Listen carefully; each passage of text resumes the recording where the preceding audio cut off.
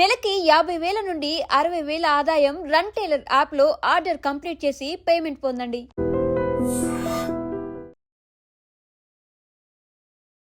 రెండు తెలుగు రాష్ట్రాల్లో ఉగ్రవాదం అనే పదం విన్నప్పుడల్లా మనకు తెలుసు ఈ ఉగ్రవాదులకు సంబంధించిన లింకులు ఖచ్చితంగా పాత బస్తీ హైదరాబాద్ కేంద్రంగానే ఎక్కువగా మనకు వినిపిస్తూ ఉంటుంది. అట్లాగే ఎన్ఐఏ అధికారులు కూడా చాలా ప్రాంతాల్లో కూడా సేకరణ చేసినప్పుడు కానీ ఇన్ఫర్మేషన్ గ్యాదర్ చేసినప్పుడు కూడా ఎక్కువగా హైదరాబాద్ పాత బస్తీలోనే వీటి మూలాలు కనిపిస్తూ ఉంటాయి.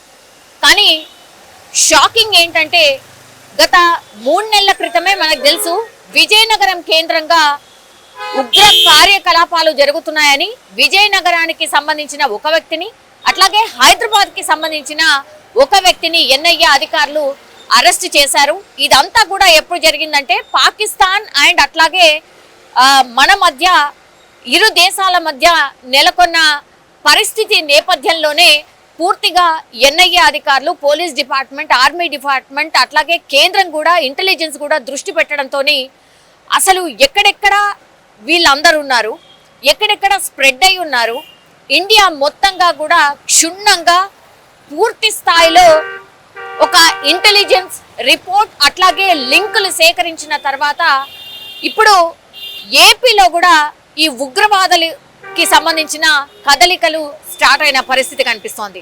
సో 2-3 నెలల క్రితం విజయనగరంలో ఒక వ్యక్తిని అట్లాగే హైదరాబాద్కి సంబంధించిన ఒక వ్యక్తిని అరెస్ట్ చేసిన తర్వాత ఇప్పుడు తాజాగా కడప జిల్లా కేంద్రంగా ఉగ్రవాద కదలికలు కనిపించడంతో ఒక్కసారిగా ఉలిక్కి పడినటువంటి పరిస్థితి. కడప జిల్లా రాయచోటిలో 2 ఉగ్రవాదులు ఆల్రెడీ అంటే కడపలో నివాస ప్రాంతాలు ఏర్పరచుకొని వాళ్ళ ఫ్యామిలీస్ని కూడా ఇక్కడే ఉండి ఒకళ్ళేమో చీరల వ్యాపారం ఇంకొకళ్ళేమో కిరాణా వ్యాపారం నడుపుకుంటూ పూర్తిగా ఉగ్రవాదులతోని చేతులు కలిపి వాళ్లకు పూర్తి స్థాయిలో ఇక్కడ ఉన్నటువంటి ఇన్ఫర్మేషన్ చేరవేయడమే కాకుండా ఇక్కడ పెద్ద స్థాయిలో బ్లాస్టింగ్కి ప్లాన్ చేసినట్టుగా ఇప్పుడు పోలీసుల విచారణలో బయటపడ్డటువంటి సిచ్యువేషన్. ఒక్కసారిగా ఈ వార్త బయటకు వచ్చిన తర్వాత మాత్రం ఉలిక్క పడినటువంటి పరిస్థితి.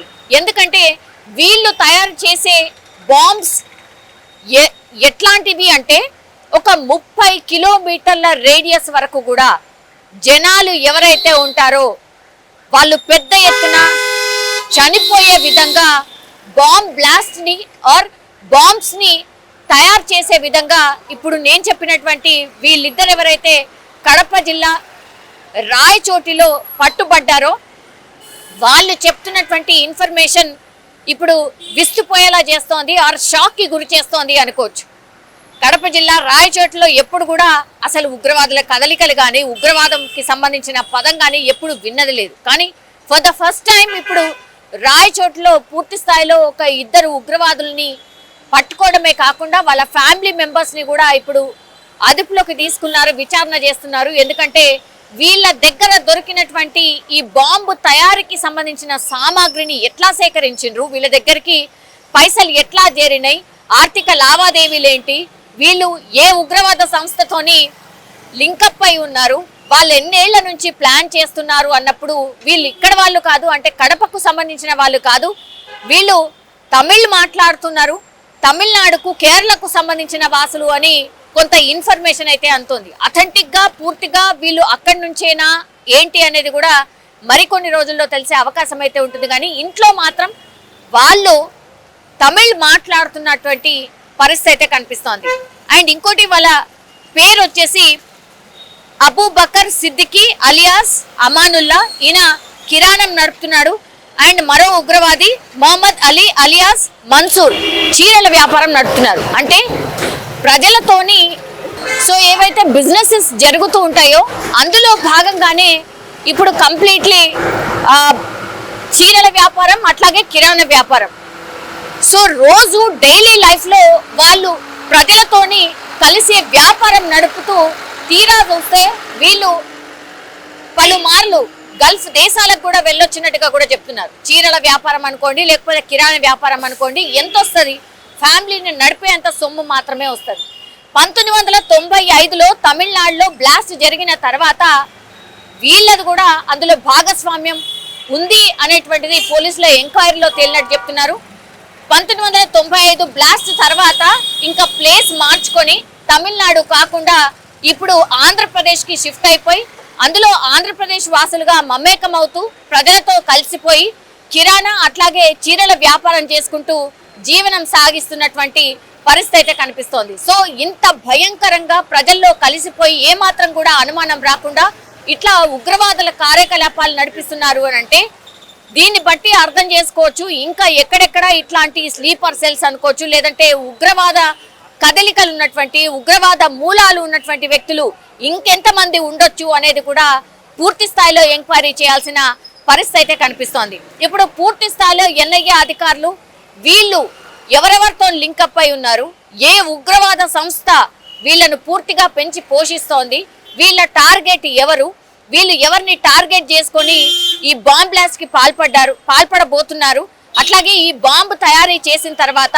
వీటిని ఎక్కడెక్కడికి పంపించి ఎక్కడెక్కడ బ్లాస్టింగ్ కి ప్లాన్ చేశారు, ఇట్లాంటి అన్ని ఇన్ఫర్మేషన్ కూడా లాగే ప్రయత్నం కూడా జరుగుతోంది. 20 ఏళ్ల నుంచి కడప జిల్లా రాయచోటిని స్థిరపడ్డారు కాబట్టి ఇప్పుడు వాళ్ళ ఫ్యామిలీ మెంబర్స్ కి పూర్తి స్థాయిలో ఇన్ఫర్మేషన్ తెలుసా అంటే వాళ్ళ భార్యలు కావచ్చు, పిల్లలు కావచ్చు, వాళ్ళకేమైనా ఇన్ఫర్మేషన్ తెలుసా, వాళ్ళ హస్బెండ్ ఏం చేస్తున్నాడు ఏంటి అనే ఇన్ఫర్మేషన్ తెలుసా, ఇప్పుడు తమిళనాడు అట్లాగే కేరళకు సంబంధించిన వాసులు అని చెప్తున్నారు కాబట్టి వీళ్ళు అక్కడి వాళ్ళతోని ఏమైనా ఇంకా కూడా వాళ్ళ రిలేటివ్స్ అనుకోండి లేకపోతే ఇంకా అక్కడైనా ఎవరైనా ఉన్నారా, ఇట్లా అన్ని విషయాల మీద పోలీసులు అయితే ఆరా తీస్తున్నటువంటి పరిస్థితి అయితే కనిపిస్తోంది. కానీ వీళ్ళు బాంబ్ బ్లాస్ట్ చేద్దామనుకున్నది ఆర్ బాంబ్ బ్లాస్ట్ కి సంబంధించి తయారీ సామాగ్రి ఏదైతే సేకరించిండ్రో పోలీసులు సేకరించిన ఇన్ఫర్మేషన్ ప్రకారం ఆర్ పోలీసులకు చెప్పిన ఇన్ఫర్మేషన్ ప్రకారం అయితే 30 కిలోమీటర్ల వరకు ఆ బాంబ్ బ్లాస్ట్ జరిగితే ఎంతైతే ప్రాణ నష్టం జరుగుతుందో అంత ఎక్స్ప్లోజివ్ ని అంత మోతాదులో ఉన్నటువంటి బాంబుని తయారు చేసే ప్రయత్నం చేసినట్టుగా పోలీసులు నిర్ధారించిన పరిస్థితి కనిపిస్తోంది. ఇదే ఇప్పుడు కలకలం క్రియేట్ చేస్తోంది. 30 కిలోమీటర్ల వరకు ఈ బాంబ్ బ్లాస్ట్ జరిగితే జనం చనిపోయే విధంగా అంత పెద్ద బాంబ్స్ ని తయారు చేస్తున్నారు అని అంటే మరి ఇవన్నీ కూడా ఎక్కడెక్కడ పెట్టాలనుకున్నారు, ఇక్కడ తయారు చేసి వేరే చోటనా లేకపోతే ఆంధ్రప్రదేశ్లోనా లేదంటే హైదరాబాద్లోనా ఎక్కడ బ్లాస్ట్ చేద్దాం అనుకున్నారు. వీళ్ళ టార్గెట్ ఎప్పుడు కూడా జనం ఉంటారు కాబట్టి ఎక్కువగా రద్దీగా ఉండే ప్రదేశాలే వీళ్ళ టార్గెట్ ఉంటాయి. ఇంకోటి ఏంటంటే మనకు తెలుసు ఇప్పుడు అన్ని పండుగల సీజన్, ఇప్పుడు మనకు బోనాలు కదా, బోనాలు స్టార్ట్ అయిన తర్వాత వినాయక చవితి ఉంటుంది, ఆ తర్వాత దసరా ఉంటుంది, దెన్ దివాళీ ఉంటుంది, ఇట్లా పండగల సీజన్ స్టార్ట్ అవుతుంది. సో పండగలని టార్గెట్ చేసుకొని పండగలే టార్గెట్ గా ఈ బాంబు తయారీ ఏమైనా జరుగుతుందా, ఇవన్నీ కూడా లింక్స్ ఎక్కడ ఉన్నాయి ఏంటి అనేది కూడా పోలీసులు పూర్తి స్థాయిలో వీళ్ళిద్దరిని ఎంక్వైరీ చేస్తున్నారు.